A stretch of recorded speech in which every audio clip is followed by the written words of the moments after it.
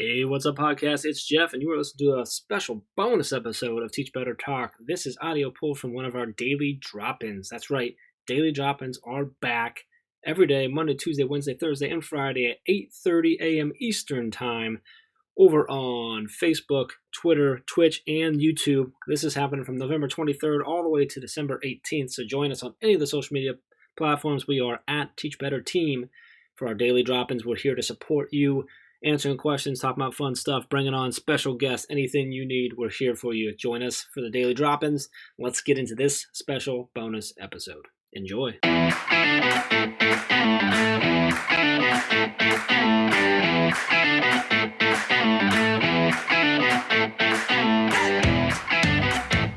Hey everyone, good morning.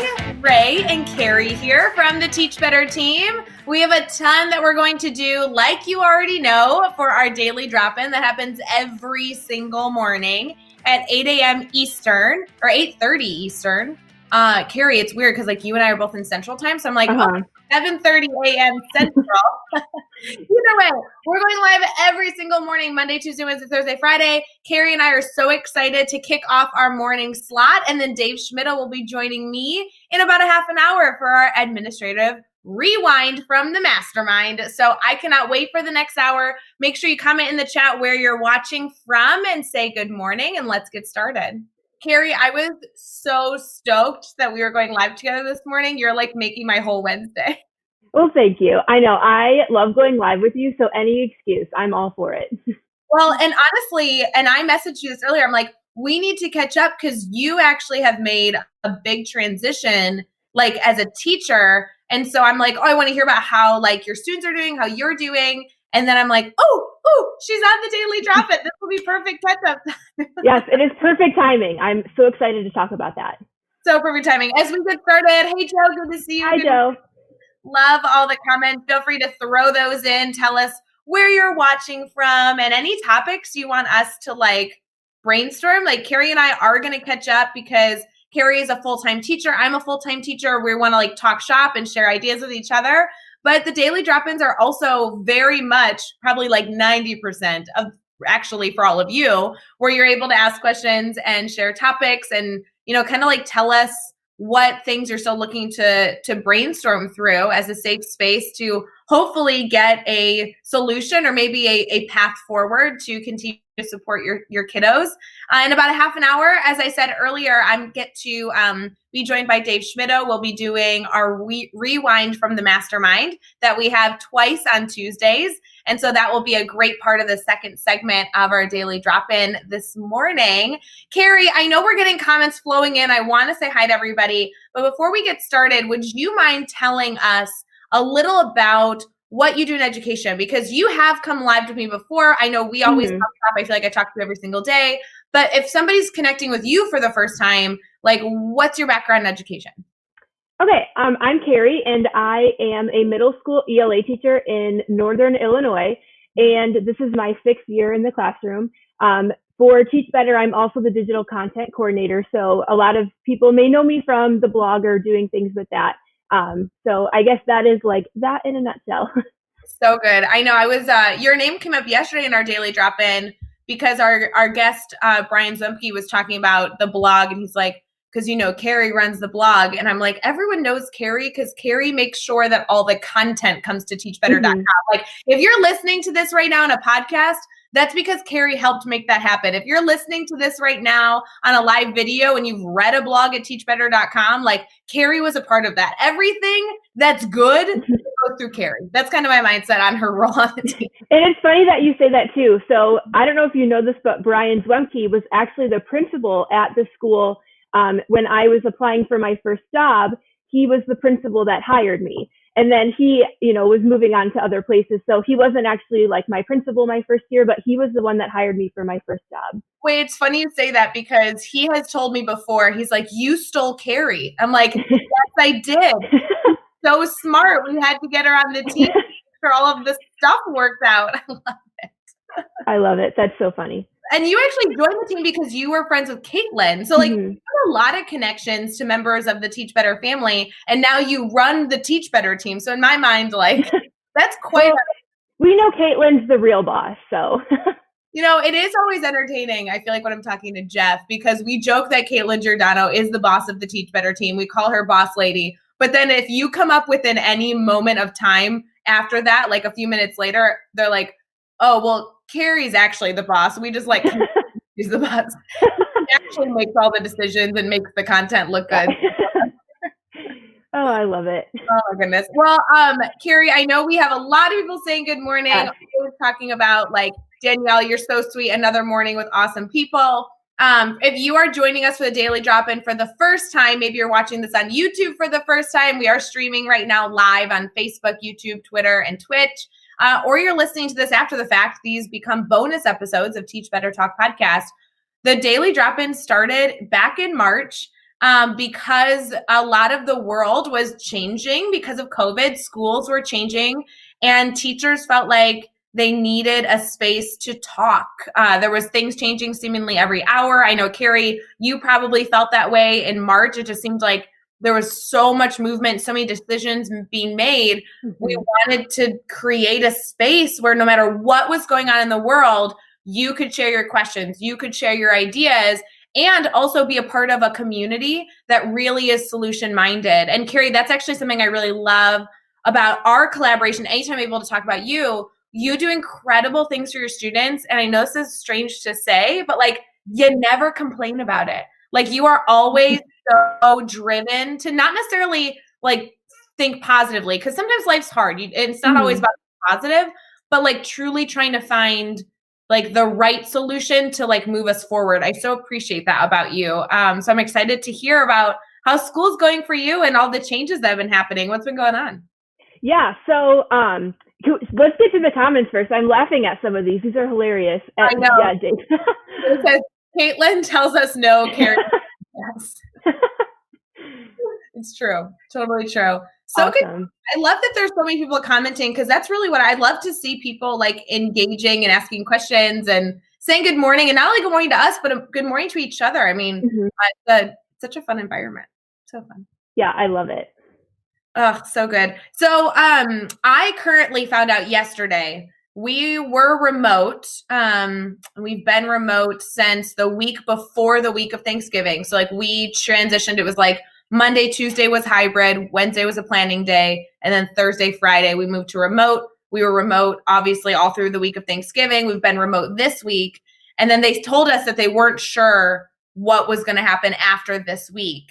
And we finally got the news that we are going to stay remote through the end of 2020 and coming back like the 4th or 5th of January. So it was like a little bit of update information for me, but not much changing. So really what that meant to me is we're just going to continue doing the work we're doing with my students, but I get to maybe be a part of Daily Drop-Ins because I'm going to be able to do that. So that was a little tidbit of information on my end. You, though, have transitioned from hybrid to remote, right? Yeah, and that's why I'm excited to like talk to you about this now in this space and then see what other people's comments are. So my school has been hybrid since the start of the year in August. And so we've seen the students in person every day. And now our school has made the transition to full remote starting Monday. And we will be that way at least through winter break. We're planning on going back hybrid January 4th as well. So I think one thing that we're kind of struggling with in the last couple of days is student motivation, because we've had our students in person. And so they're used to that, and now making this transition to full remote and having these 3 weeks before winter break when it's already a challenging time to keep students engaged those last couple of weeks before winter break, and trying to make that transition to remote for the first time and keep them going. And we're in the middle of these projects and trying to get them to stay motivated. So I'm just excited to talk about that and see what ideas people have and go from there. Well, I love it. That's a perfect like preview of saying, hey, if you're in the comments right now, if you are somebody watching this, whether it be live with us currently or after the fact, feel free to respond to Kari. I'd love to have you comment in the chat, just sharing with us, like, what have you found has motivated your students, whether it be a small little activity idea that we could do with our students, or maybe a big way that you've changed your lesson plans or an instructional model. Like, let us know what's keeping your students motivated. And then, Kari, I think that's a great topic for us to dive into, because we've gotten a lot of questions about that over the course of the week, even just because people are really seeing this, at least in the US, this gap between Thanksgiving, like the weekend after Thanksgiving, all the way through the weekend that usually people are starting their winter holiday. That 3 weeks has become a hot topic where people are seeing that kind of as like the end of the tunnel, how they're working towards getting to that spot. And motivation is a reality of trying to keep our students engaged. So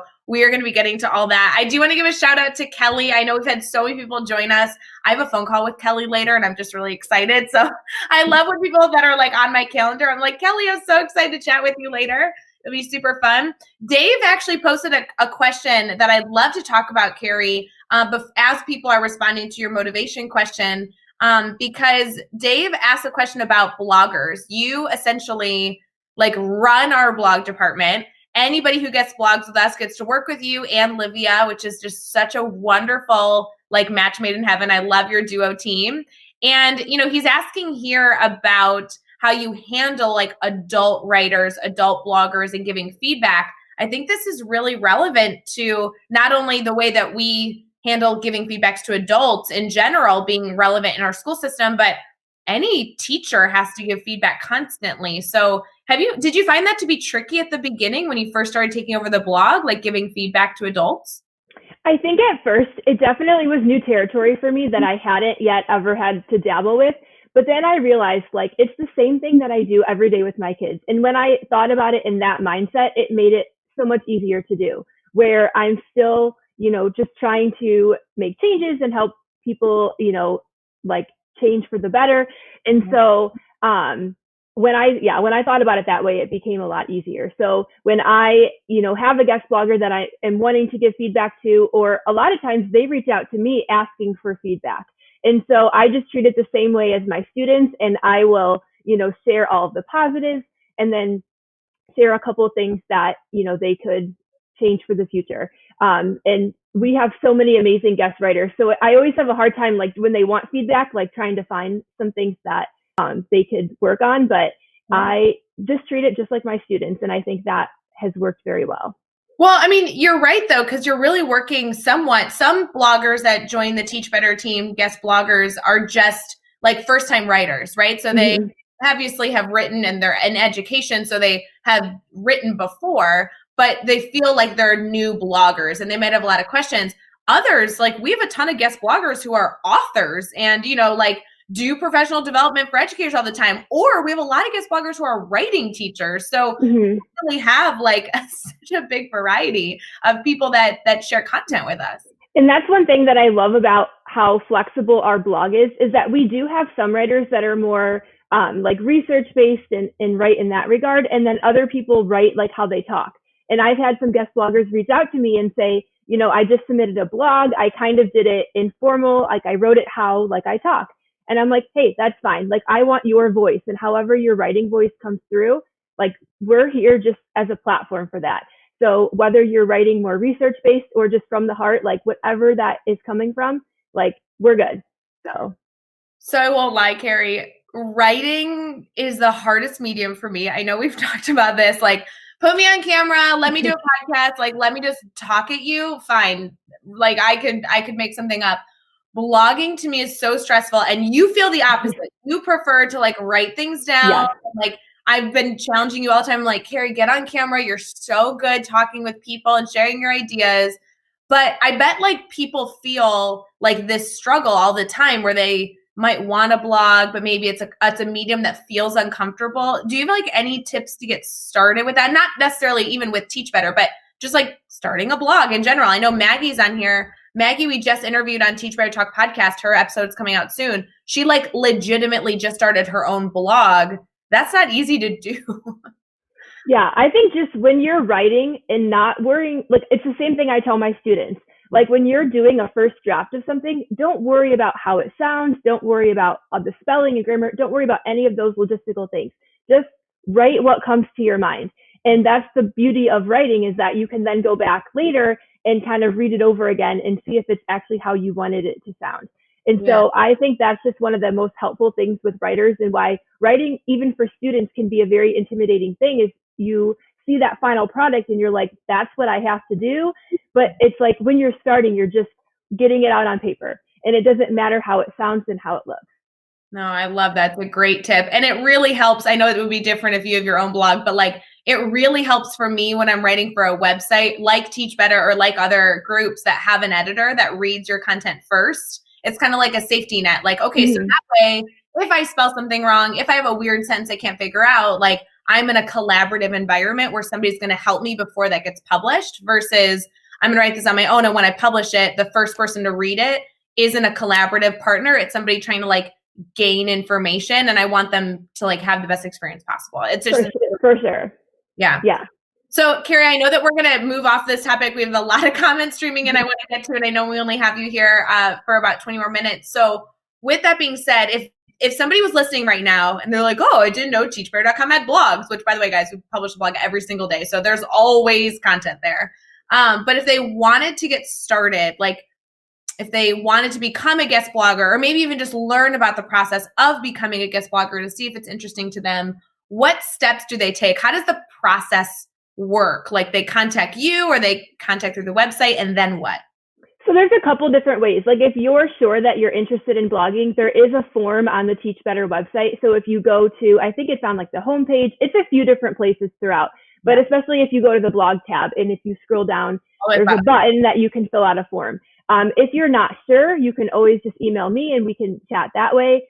Just Kari@teachbetter.com and I can, let you know about the process. But we love anyone who's wanting to blog. So even if you're not confident with your writing or you're not, sure if that's something that you want to do, let's get you signed up. And I think that you'll find that you enjoy having that platform to share your voice.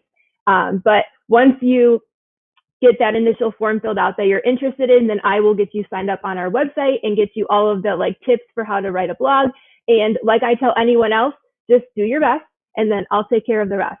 So I've had people that will submit a blog and be like, I don't know if I followed all of the your recommendations for, format and everything. And I'm like, it's all good. I got it. Just write what you want, get it how you want it to be, and then I'll take it from there. I love that. And then, so I'm going in, I'm writing this blog. I'm like, okay, Kari, cross my fingers. I hope you like it. And then do you go through and edit it for me? Do you just send me a PDF that has all these red marks on it? Like, how does that back and forth work? Because I think that goes back to Dave's initial question about feedback. And I know that he was specifically talking about, a broader sense, but at teachbetter.com, you guys are helping the author. What does that help process look like before it shows up, obviously, on the website, all pretty and, ready for readers? Yeah, I think for some more minor things like adding headings and, grammar, spelling, we kind of just edit that and push it off to be scheduled. But I've had conversations before with bloggers, whether they reach out to me or I'm initiating the conversation. Sometimes if there's more structural things that they could use for the future. So it kind of just depends on what the changes are that we're making. But if they're more major and then if they're, writing multiple blogs and the same things are occurring, then I might decide to have that conversation. But for the most part, it's so flexible. I just want people to share what they're thinking, share what they're doing, and we'll take care of the rest. It's great. Well, right or wrong, Kari, I just wanted to emphasize that this wasn't like a high school where you turned in your blog and then got back red marks all over your page. I would hate that. And that's never been my experience. I always give Kari blogs that are mediocre and then they publish. I'm like, wow, that looks really good, Kari. Good work. No, you're great. It's all good. Awesome. Well, I'm excited to kind of talk about motivation for the rest of our conversation here. You noted that you moved from hybrid to remote, trying to keep students motivated. But if you are listening right now, whether you're live or listening to a bonus episode of Teach Better Talk podcast, we are always doing guest bloggers. If you go to teachbetter.com/blogs, you're going to see all different series that publish every month. There's all these just beautiful people sharing their voice. And it's never been like this. I'm so in awe of that section of our website, mostly because I just never know what's going to publish. And I'm always excited in the morning to we'll publish something new.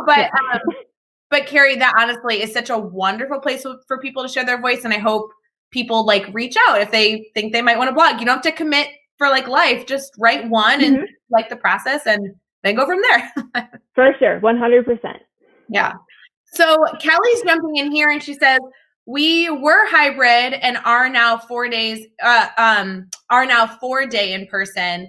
no fully remote for us yet. Our students are staying engaged given the variables at hand and that they are okay. So she's saying that they've actually gone the other way where they've like moved to being more in the classroom. I don't think this is common. I think I've heard more people move remote than I've ever had really for the full semester. Are you finding that to be true? Yes. Yeah. I'm finding the same thing where it's either like hybrid or full remote. I haven't noticed a lot of people going in the reverse. Yeah, I have too. And I think it's tricky because when you're in person, a lot of the motivation, I don't know how to say this appropriately. There's issues with motivation that come with only situations of remote that don't exist in hybrid. Like the motivation to have a student log on to a Google Meet is different than them physically being in your building and you being able to be like, come on, let's go to class. Like there's almost a different like control factor that you have as a teacher. Yes, definitely. And I think that it's just so challenging right now because it's this balancing act of what type of motivation does your students actually need out of this process. So do students need the motivation to simply get logged on? That's like one hurdle you have to overcome. Do students need the motivation to work now that they are physically or that they're virtually with you, but they need the motivation to like actually accomplish tasks and need the motivation to do what you're asking them to do, even though they're showing up. And then it's the motivation of, yeah, they're doing what I asked, but how do I keep them engaged and happy, right? I feel like those are separate stages. Yeah, for sure. That's where we're kind of at right now. Like I think it's because we had students in person for a couple of months and built those relationships.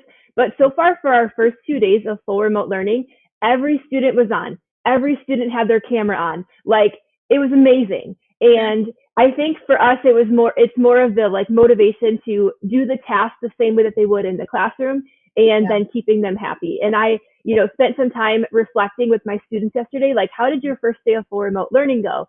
And so many of them were like, Ms. Pitstick, like we didn't get to talk to each other the whole day. And so like I've been letting them pick their own breakout room during independent work time. And I tell them like, I know that that's going to decrease your productivity a little bit, but like I also care about you as a person. And the fact that you're not getting those like passing periods to talk to your friends, like the least I could do is let you pick your breakout room to like have someone to just like chat with while you're working.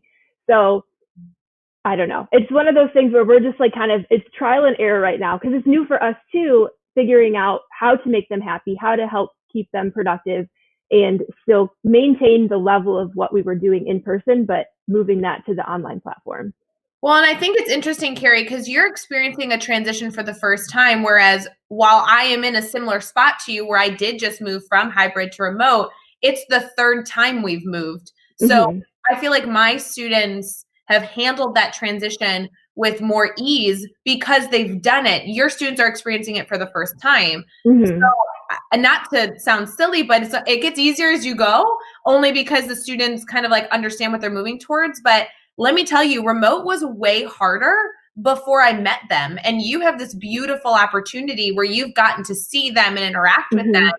So moving to remote, there is a stronger, a different type of relationship that you have. And when I got to see that, when my remote hybrid students went remote, there was students that I really worried about that I didn't hear from that started coming to class, started speaking up because they had the comfort of having met me in person, which is something that we try to, replace, but is something that really is irreplaceable when you get to have that, face-to-face eye contact, interaction. Some of the goofing around is just so important to building a relationship.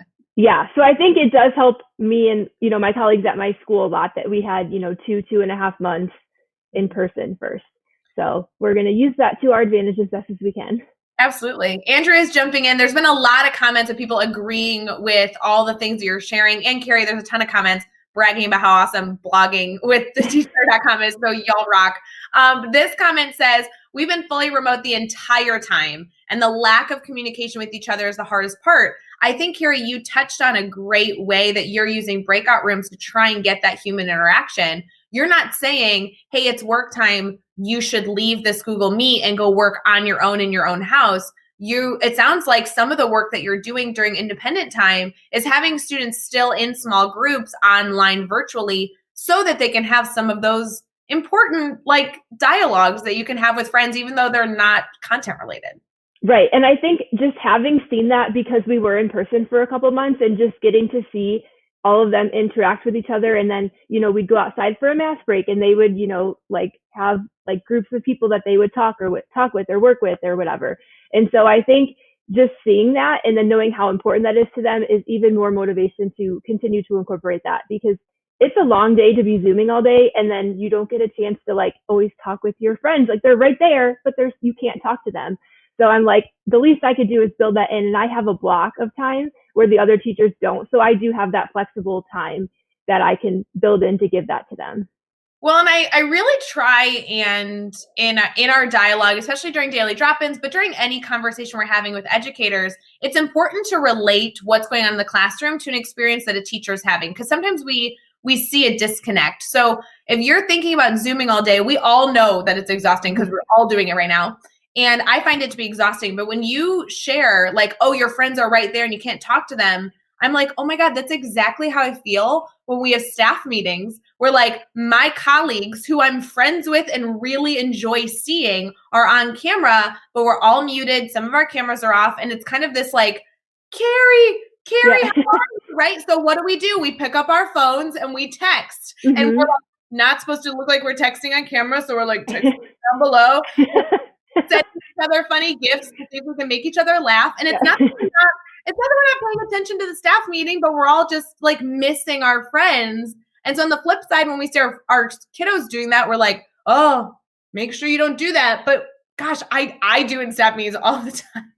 Yeah. So that's why I always think about it from their perspective. Like, it's a long day to Zoom and you're not getting a chance to talk to your friends. Like, and not just in middle school, it's really with any age level. Like SEL, social emotional learning, you as a human being comes first, and then content will come. And I know that like me giving them that time to like talk to their friends is kind of an investment, because them being able to like get that out of their system and like just chat with their friends, then they're going to be more motivated when we come back together and then have to get things done. And they're not like dying to tell their friends something.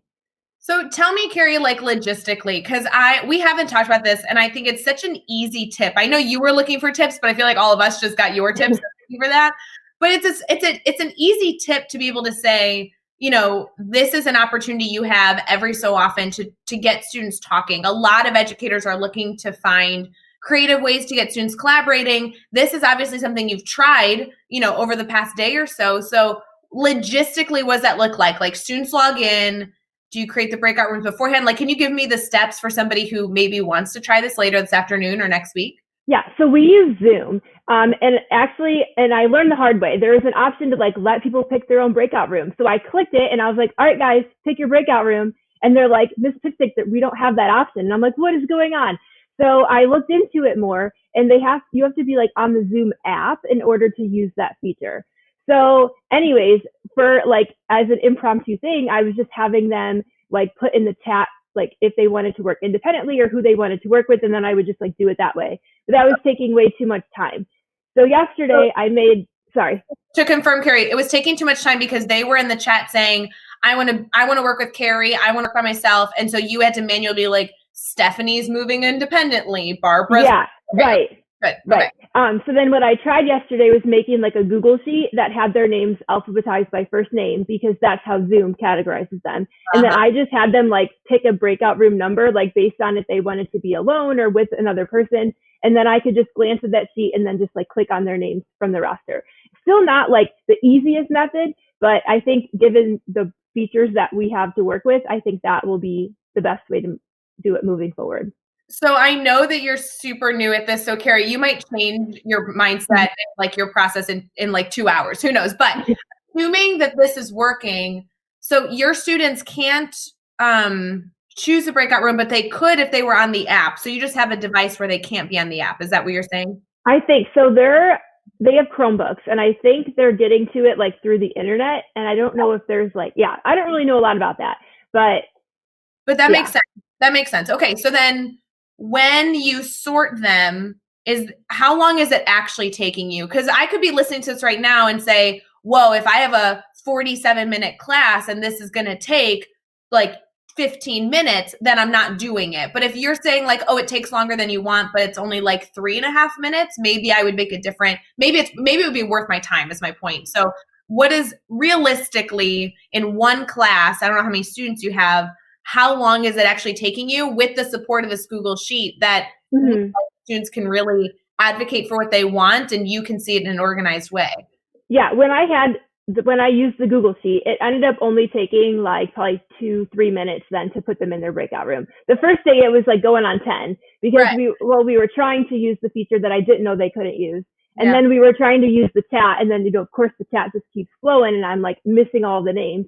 And it was like, all right, guys, just bear with me. We're going to make this work. But the sheet made it a lot easier. We have all been there where we were trying something on the spot. We're like, okay, rewind. Let's try this again. Yeah. So I think that's great that you're just continuously problem solving, because that's literally what our entire semester has been, is planning for something, it not working, adapting, and then being like, would I do that again? Yes, let's try it again, in a different way. So that's super helpful. Well, Kari, I have loved talking with you. There's been so much activity in the chat. To be honest, guys, a lot of you are typing like paragraphs and paragraphs and paragraphs of content that's really hard to show on the screen. So I just want to give a shout out to all of you that are sharing. It looks like a lot of people are interacting on Facebook with like their big, like sharing ideas, which I so love. So I'm excited to encourage all of you, and I know Kari and I will as well, to pop over to the Facebook thread to make sure you can see everyone's ideas and comments. If you are watching with us on a different platform than Facebook, like YouTube and Twitter and Twitch, like no stress, feel free to find this video in a lot of different places so you can see everyone's interaction. But it is just wonderful to see so many educators up this morning sharing ideas. And Kari, it's always good to catch up with you and like hear your thoughts on what's going on too. So thank you so much for joining us. And I want to make sure people can connect with you. Do you mind sharing how people can stay connected with you specifically? Yeah, so my Twitter handle and Instagram handle are on there, just at Miss Pitstick. And then, of course, if you are interested in blogging, you can just email me directly at Kari@teachbetter.com or find the form on the blog section of the website. I love it. Well, Kari, I'm so excited to continue to learn about how remote learning goes for you. Yeah. We talk all the time, so I will be like, messaging you here in an hour and like, trying anything new that I should know about. Yeah. But we are going to kick off the second segment of the Daily Drop-In with Dr. Dave Schmittou, who was on the Daily Drop-In yesterday to talk about the brand new course that he just released at teachbetteracademy.com, all about leading through empowering, which I really, really love. Dave's incredible. But today we are focusing on our admin mastermind. Our administrative mastermind happens twice on Tuesdays. Dave facilitates incredible conversations with leaders around the world. And we are going to recap those conversations. And so we'll be back here in just a few minutes. Thanks so much, Kari. Dave Schmittou. Rachel Hughart. No. How are you doing, Rae? Hello, doing great. I just got to talk to Kari, and I love that girl. Oh my goodness. It is so not fair having me follow her. Next time, can you like book Jeff ahead of me or something? Yeah. I mean, that's just not cool. Somebody who lowers the bar, like right. She is a genius. She is just so good at what she does. But you know what? Like, I know I say this all the time, so I don't mean to like gush, but Kari is just good people. Like, she is passionate and just humble and so organized and so many good ideas. And I could talk to her for hours. Like when I'm looking at the clock, I was literally like, Kari, so do you have like 7 more hours? Because I have like 12 more questions. It's gonna take some time. Right. She's just one of those people. She just puts her nose down and just does the work. And then afterwards, you're like, wow, the streets are paved with gold behind you. And she had no idea what she just did. Yes. She's amazing. Oh my gosh.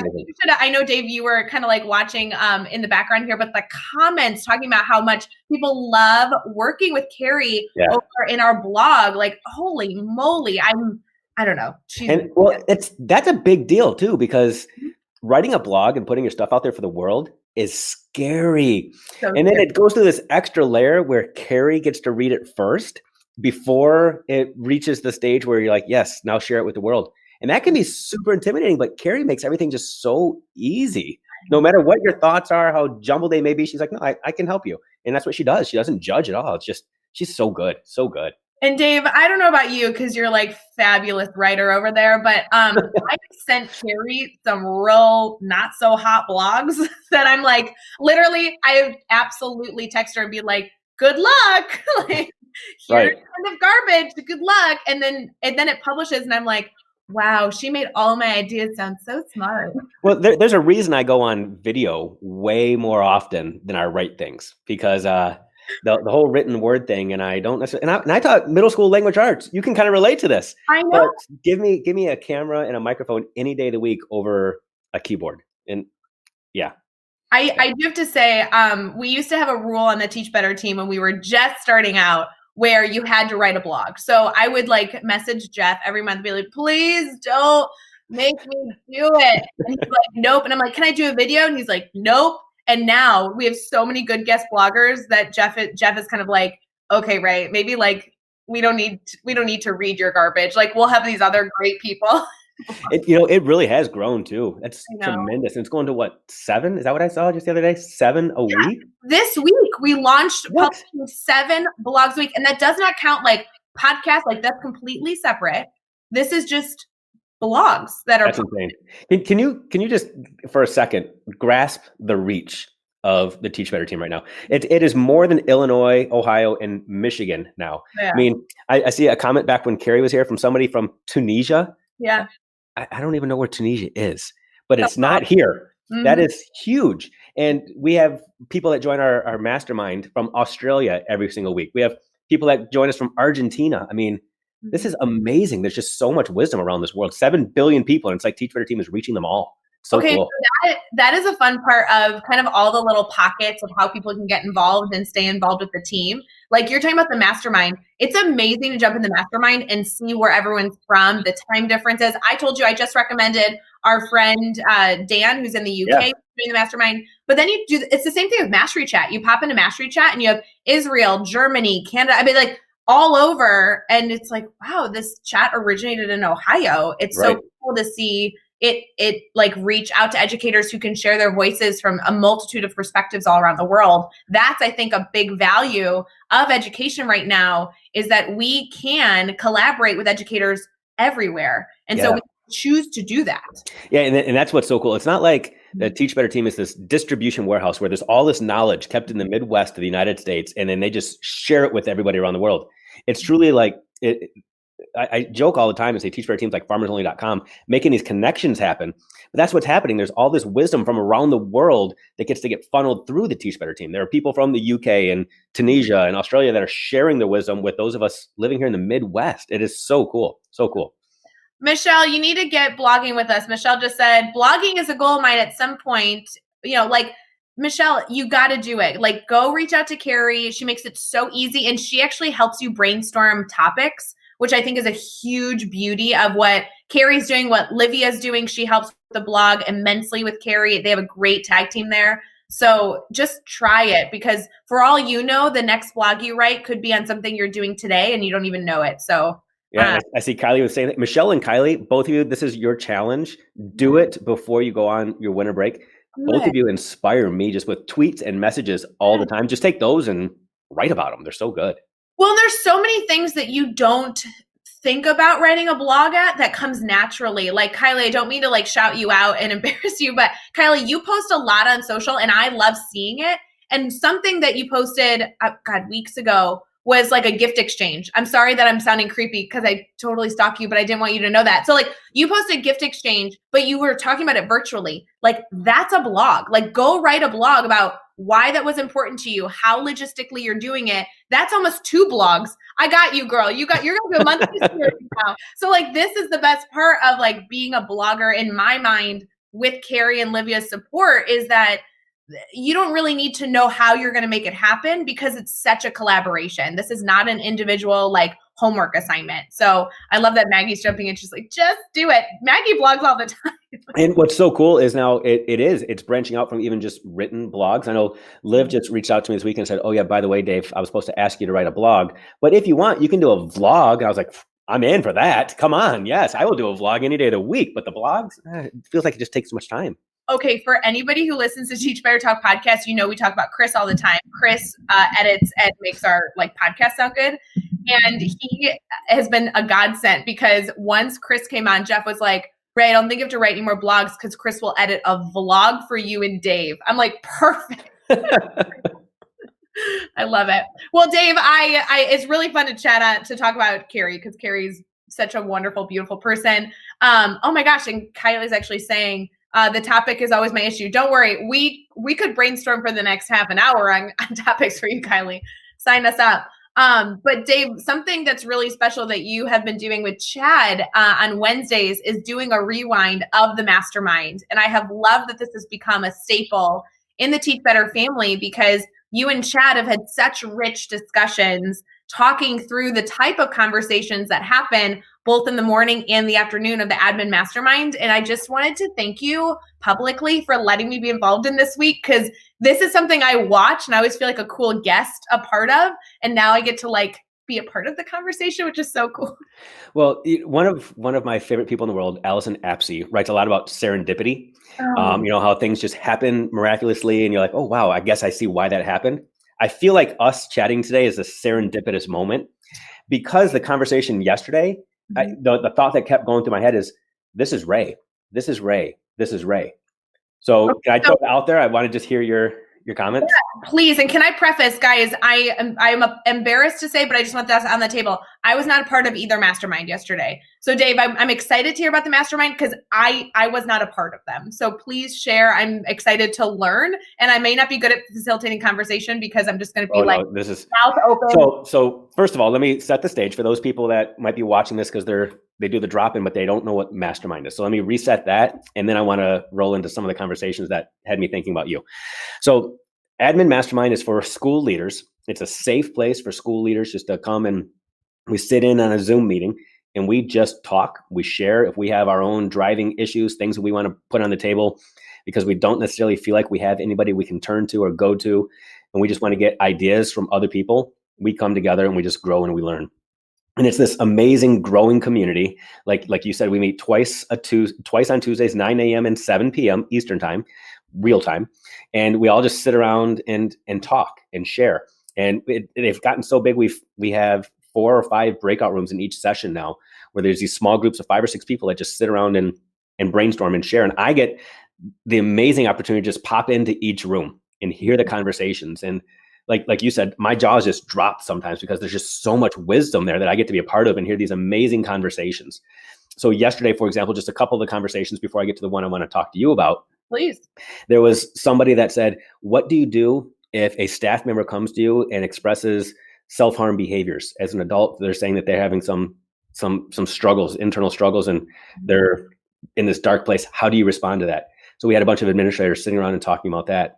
We had administrators talking about assessment, which, oh my gosh, my ability not to geek out and just stand up on a chair and start preaching for an hour and a half is so strong. But talking about assessment, how do we assess kids in this time? And are final exams relevant ever? Are final exams ever relevant? That's another conversation. And we can talk about that. But the thing that really had me thinking about you, Rae, so let me set the stage. So for people that don't quite understand, you have a full-time job, like full-time job. You're not like a part-time teacher. You are a full-time teacher. Mm-hmm. You are here doing this virtually every single day. You do the bi-weekly check-ins. You are constantly on phone calls. Your calendar is constantly filled. You've got 2 amazing little puppies that require your love 24/7. Mm-hmm. But yet you have this full-time job too. And I don't think people understand that component. The question that came up yesterday from school leaders, both in the morning and in the evening session, so I know it's rich right now, is how do school leaders, building principals, manage it when central office or HR doesn't quite understand the workload that teachers are under right now? And they are coming at it with a hammer and saying, we need to start holding teachers more accountable, having them check in, check out, almost work like hourly employees, when we as building level administrators working with teachers on a daily basis see the grind that they're going through and see their hard work and their commitment. How do we continue to support them while also not ticking off the people above us that pay our bills? How do you find that balance? So I guess that's a question for you, Rae. How do you do it all? No, it's interesting that you share that, because I think that one of the most beautiful parts of the leadership that I've been fortunate to work for, like my principal right now, who I have an enormous amount of respect for, he constantly is an advocate for his staff. I always feel like if I share concern with him, then if that's relevant in the next conversation he's in, he brings it in and talks about that perspective. And I think it's huge for building principals right now. I can only imagine the stress they're under, because they are hearing it from all sides, not only office, district office, not only teachers, but stakeholders and parents and everybody in between. And a lot of that is being funneled and facilitated by the building principal right now. Yeah. Trying to be an advocate for students and teachers and stakeholders and unit office is really a principal's role right in this moment. And that is so hard. Yeah. I don't know how principals are, it sounds so, silly to say, but, teachers are struggling, but I wouldn't want to be an administrator right now. I really wouldn't. And I say that, you should know, I never actually want to be an administrator. On the flip side, I really feel for the leadership that exists right now, trying to just do their stinking best, right?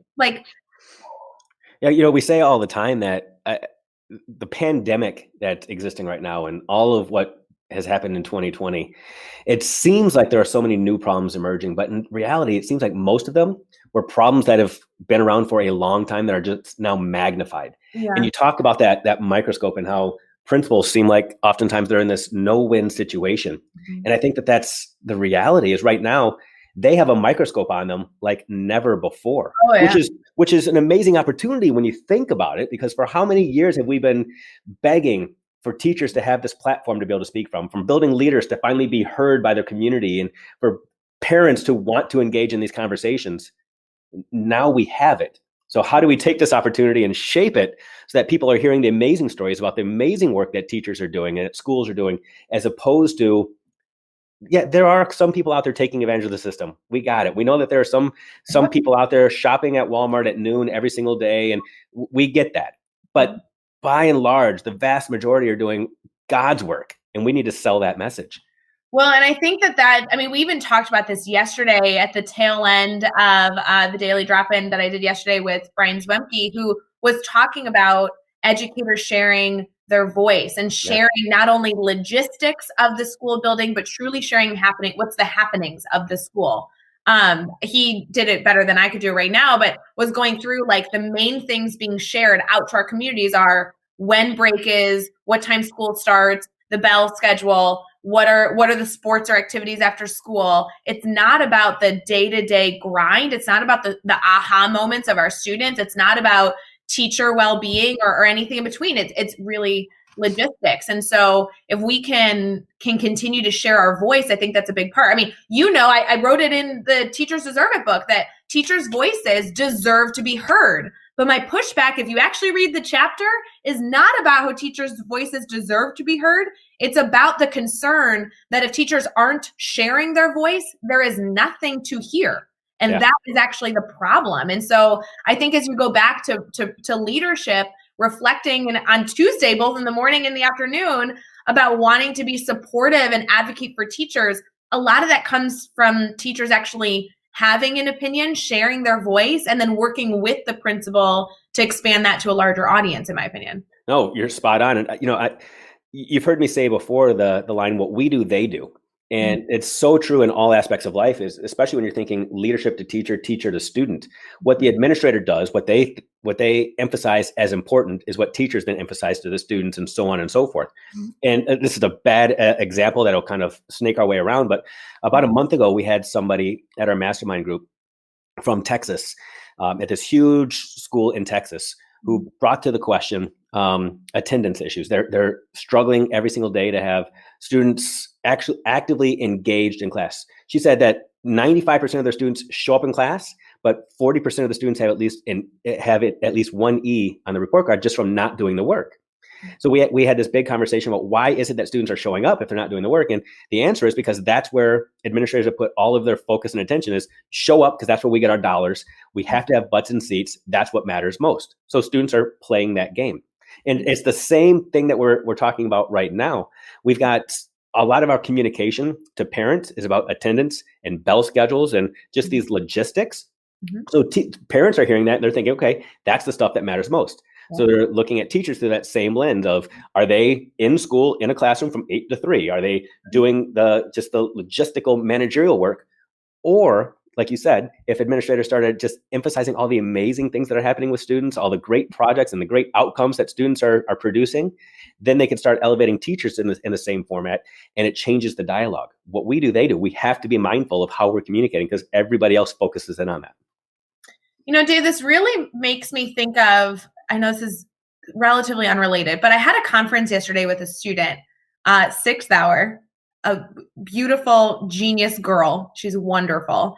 And she pops on for a conference on the information we were learning. And essentially that's the only way that I'm really giving them a score, whether it goes in the grade book or not. Like, that's how we're providing feedback. Students are doing something, they're learning, they're exploring, and then they're coming on a conversation, a conference of some sort with the teacher and or other students and sharing their knowledge. And at that point, we're either saying, wow, you're doing super well, like keep trekking onto new information, or, oh, we have some disconnects here. Let's go back. Let's figure out where our gaps are in our learning. And she comes on and we do one question together, very complex mathematical question, but one question.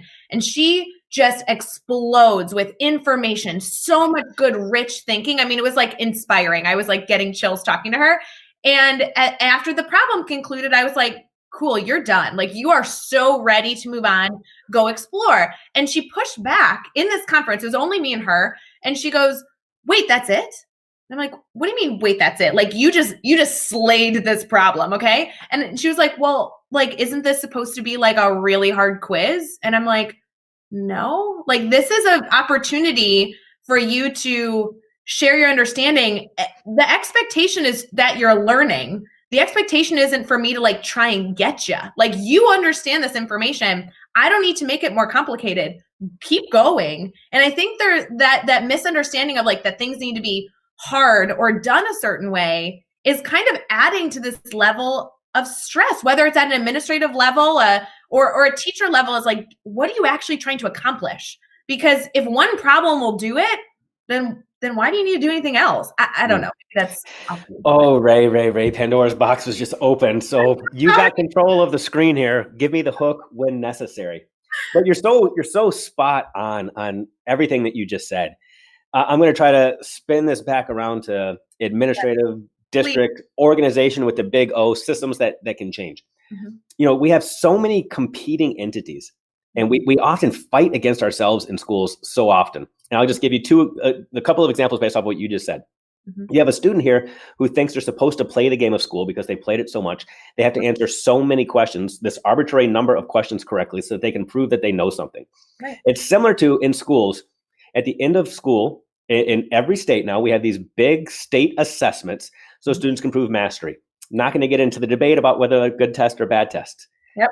But at the same time, students have to sit in seats in classrooms so many days a year so that schools can get the funding. It's like this, which one is more important? Do kids have to sit their butts in seats, or do they have to prove mastery? Because those two things are not necessarily synonymous. They're not one thing, or they're not connected. Mm-hmm. They are two different things. So we have to pick our poison and determine what's more important. And unfortunately, in schools, because money pays the bills, we spend way more time focusing on put a butt in a seat, make sure kids are in school for 7 hours a day, bell to bell instruction. Don't get me started on that. And all these other little hoops that we make kids jump through, as opposed to just focusing on the learning experience for kids. Mm-hmm. Something that is, I'm hoping is illuminating for a lot of people right now is that kids don't have to have their butt in a seat every single day for 7 hours a day to continue to learn. And teachers don't have to be standing in front of the classroom preaching to students from a soapbox every single day for students to learn. There are so many opportunities right now that we as schools can engage in and say, okay, we're learning from this. Yeah, this is a huge obstacle, but from obstacle comes opportunity. There's so much that we can be learning from this to change the game forever if we just open our eyes. So for all of our administrators listening right now, or our teacher leaders, anyone in between, I guess my question would be to you, if you could reflect on your day, is what are you putting the emphasis on? Because I think if we own and fully like take on the ability to say, yes, this is something I'm actively choosing to put the emphasis on, then every decision from there can be off of that. Well, this goes back to the why, the intention, the purpose. If attendance is the focus, or, you know, all these different things in between, it's fine as long as you're okay with that, as long as you're saying, yep, that's exactly what I want the emphasis to be on. Which I know didn't actually answer the initial question you asked. I'm telling you, this conference with the girl yesterday, I was like, go, yes. It's totally spot on, because unfortunately the evening mastermind, I was jokingly texting Jeff Gargas last night. So the evening group, we meet at 7 and it normally goes till 8 o'clock. At 7:58, amazing conversations. And then at 7:58 last night, with 2 minutes to go, someone mentioned assessment to me. And then we got done at 8:15 because I was preaching for 17 minutes. Don't they know better not to mention assessment around you? I guess not, but they're learning. They are a quick learning group. So, but I love the conversation because it does lead to so many other conversations. Assessment's not a conversation about assessment. It's a conversation about priorities and what matters most. And that's what it's all about. So mic drop. That's what that was. That statement alone is like the mantra of my life. I love that is the focus. We've been getting so many comments, by the way, Dave. I'm so sorry, guys. I know you have been sharing so many things about your thoughts. There's been a comment here from Brandon wanting to know why there's no teacher mastermind. Brandon, every day is a teacher mastermind. It's called the Daily Drop-In, Brandon. It's called every single live and conversation that is teacher mastermind. I do love it. You know, it's funny because the admin mastermind is new for the Teach Better team. And when I say new, I mean within the past year. It came out in 2020. And I know that you do this rewind every single week. I'm glad that we're kind of blending it with the daily drop-in just so people can kind of see these different pockets of conversations happening. When you talk about schedules, which is actually something that you brought up, earlier when we were chatting, I think managing schedules is hard.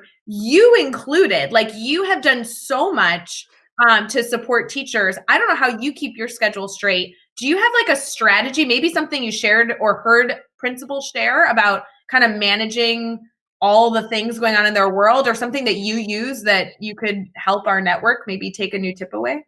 Yeah, I don't know if this will help. I can tell people what I do. And oftentimes just hearing what somebody else does, you can pivot from that. So take this, use this, and adjust it for your own needs. It started back when I was a building principal. When I was a building principal, I craved being around students, being in classrooms, being around teachers, but I found so many other people taking control of my calendar, taking control of my schedule all day and telling me where I needed to be, when I needed to be there. And I wasn't in control anymore. Mm-hmm. So there are two things that I did. Number one is I color-coded my calendar, which I'll explain in a second. Mm-hmm. The second thing I did was I created business cards that I left with my secretary. And if a parent or student, a teacher came to find me when I was out of my office, the business card was pretty simple. On the back, it simply said, Dave Schmittou is out visiting classrooms, making a difference. If you'd like to schedule an appointment, here's his number. So they knew where I was. And then people weren't constantly calling me on the walkie-talkie saying there's somebody here to see you. Right. And that business card would be given to superintendents. It'd be given to anybody, any parent at any time. And if it was that important, they had my cell number on the business card. They could call me or text me. Okay. But the most powerful part of my daily schedule was I had a color-coded calendar that I made transparent to my staff. And it was 3 colors. One color was red, which was Dave Schmittou is off the grid right now. He's got something that's non-negotiable. Maybe it's a formal observation he has to attend. Maybe he's out of the building at a district office, and it was red. I tried my best to make sure that the red area represented about 20% or less of my day. Then I had a yellow area. The yellow area is Dave is always available for you, but you need to come do things with Dave in order to meet with him. He's going to be in some classrooms. You want to talk? Come into the classrooms with Dave. He's going to be in the lunchroom. You want to meet with him? Come meet with Dave. He's going to be out at recess duty. Come meet with Dave. So people were doing things with me, and it wasn't like everybody just needed one-on-one time. Come see what I see, and let's do life together. Yeah. And then the green time was an opportunity for people to reserve my time and say, I need one-on-one, complete confidentiality. We need the office door closed, whatever the case may be. The green time and the red time, those 2 off-limit times when it was one-on-one or private meetings, were 20% each, so 40%. The vast majority of my schedule was time to do things with other people.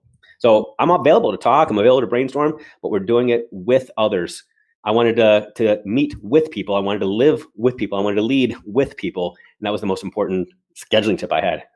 Well, and oh my God, Dave, I'm so glad I asked that question, because I think that's one of my favorite tips for managing your time that I've ever heard. So I apologize for my mouth being agape and not really being good at putting words together. But that yellow time I like for 1,000 different reasons. A lot of what you shared. The other thing is, though, Dave, that yellow times allows others to see what your responsibilities are. Like it gives people perspective. You know, a lot of the struggles I've seen in my own building, but also in districts that we partner with the Teach Better team, is that people really don't know what a principal does. And like, that's okay. I don't think that teachers have a responsibility to know what a principal does, but there is benefit to knowing the life of the person you work with. And when I say the life, I just mean general responsibilities, day-to-day interactions. What is their 24 hours look like? And to be able to meet with your principal in a setting like a lunchroom and be able to see how the students interact, the types of questions you have to funnel throughout that time. Like, there's a lot of value in really seeing what responsibilities you have at recess duty, in addition to then the question I have for you, which is why I'm hunting you down on the playground. I think it's really valuable. Absolutely. And, you know, I'll be honest, I didn't know the responsibilities of a principal before I became a principal. Sure. I knew I wanted the title. I wanted the responsibility, whatever that meant, but I didn't know what my day-to-day would look like. I had to invent it myself. And as I started to go, I realized, man, there's just so much business that this isn't what I signed up for. Yeah. So I had to change the job to match my disposition. Incredible. Dave, I'm so glad that you gave us that tip. I think that's going to be everyone's takeaway from this second segment of our daily drop-in, where we are able to kind of rewind our mastermind, which I think is so great. That happens twice on Tuesdays. Dave, can you give us some details on when those sessions are and how I can sign up if I haven't signed up already? Because what I love about the mastermind is you just pop in when you have time. So sign up now. And if you don't use the link for 3 weeks, no shame, no foul, but at least you have it. Yeah. So that's number one. The link never changes. We use the same. It's a Zoom meeting. Registering, all it does is put you on our email list so that we can send you the email on Tuesdays to remind you and to send you the link again in case you've lost it. That's all it does. To get that link, you just go to teachbetter.com/mastermind. That's it. You're not getting sold anything. You don't have to listen to Dave Schmittou preaching. I don't send you videos or my own, whatever. That's all it does, is it just gives you the Zoom link. And it's just a free meeting, guys. Completely free. Yeah, we hang out and we talk. That's it. And we learn, we grow. But it has evolved into so much more than just this meeting. We jokingly say on Tuesdays that the magic happens between the Tuesdays. We've got Voxer groups and conversations that happen, and Twitter groups, and all kinds of things that happen, like they're happening now. They'll be happening tomorrow. They'll be happening on Friday. But we come together once a week as a group and as a family just to see each other face to face and to have the real-time conversations. Dave, I'm so appreciative of you for 1,000 reasons. And I'm so glad that the mastermind is something that you're a part of. In addition to the mastermind and all that you've been able to do for the Teach Better team, I do want to give a special shout out to the brand new course you just launched on leading through empowering. I feel like my social media was so filled with people sharing this course and celebrating the ideas in it. If you guys want a teaser to that course, if you're not sure if you want to take it or not, there is a video on the main page in the Academy where you can like watch Dave preview what the course is about. And I'm so thrilled that people are like getting into the course and watching the videos. I saw a few tweets yesterday of people being like, all right, this is on my list for Saturday morning. It's just so awesome. So Dave, thank you for all the leadership work you do on the team, because holy cow, is there a lot going on right now to support all different types of leaders. And I appreciate you, as we were complimenting Kari on all her work. Great. Kudos to you too for all that you do just with graphic design and helping edit content and making things look professional when people like me just sloppily throw things together. So I appreciate you. No, you're awesome, Dave. For everyone else, I hope you guys have a beautiful rest of your Wednesday. I get to go and hang out with my students. Dave, I know you have a full day ahead. So thank you to everybody. I hope you join us again this afternoon for our brain break with Dave and Jeff, where shenanigans happen, games are played, and prizes are won. I don't really know why that is, and I just try to avoid the shenanigans as much as possible because, I'm serious. They just, can't handle themselves. But for everyone else, I hope you have a great Wednesday, and we'll see you later. Bye, guys.